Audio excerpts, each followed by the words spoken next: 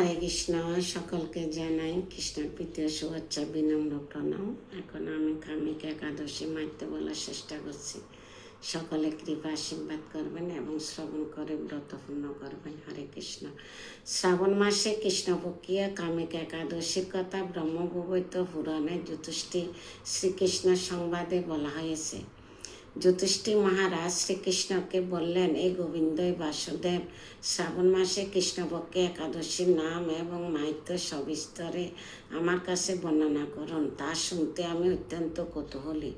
প্রতি উত্তরে ভক্তবৎসল ভগবান শ্রীকৃষ্ণ বললেন, এ রাজন, পূর্বে দেবর্ষি নারদ প্রজাপতি ব্রহ্মাকে প্রশ্ন করল, তিনি সেই উত্তর প্রদান করেছিলেন। আমি এখন সে কথাই বলছি, আপনি মনোযোগ সহকারে তা শ্রবণ করুন।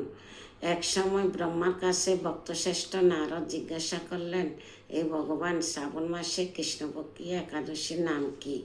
এর আরাধ্য দেবতাকে? সে ব্রতের বিধিও বা কীরকম? এই ব্রতের ফলে কি পুণ্য লাভ হয় তা সবিস্তারে জানতে ইচ্ছা করি। আপনি কৃপা করে আমাকে তা জানালে আমার জীবন ধন্য হবে। শ্রী নারদের কথা শুনে ব্রহ্ম অত্যন্ত সন্তুষ্ট হলেন। তিনি বললেন, এ বৎস, জগৎ জীবের মঙ্গলের জন্য আমি তোমার কাছে যথার্থ উত্তর দিচ্ছি, তা শ্রবণ করুন। শ্রাবণ মাসে কৃষ্ণপক্ষী একাদশী কামিকা নামে জগৎ প্রসিদ্ধ। এই একাদশীর মাহাত্ম্য শ্রবণে বা জপের ফলে লাভ হয়।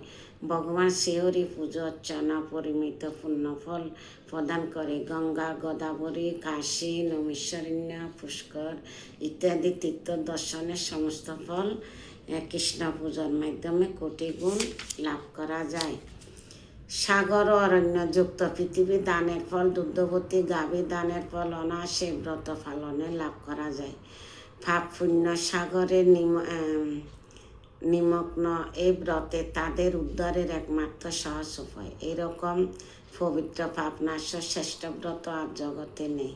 শ্রীহরি স্বয়ং এই মাহাত্ম্য কীর্তন করেছেন। রাত্রি জাগরণ করে যারা এই ব্রত পালন করেন তারা কখনো দুঃখ দুর্দশাগ্রস্ত হন না। এই ব্রত পালনকারী কখনো নিম্নজনিত প্রাপ্ত হন না।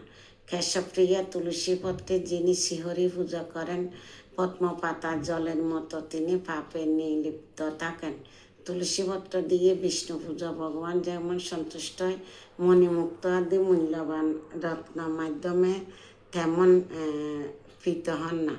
যিনি কেশবকে তুলসী মঞ্জুরি দিয়ে পূজা করেন তার জন্মজনিত সমস্ত পাপ ক্ষয় হয়ে যায়। এ নারদ যিনি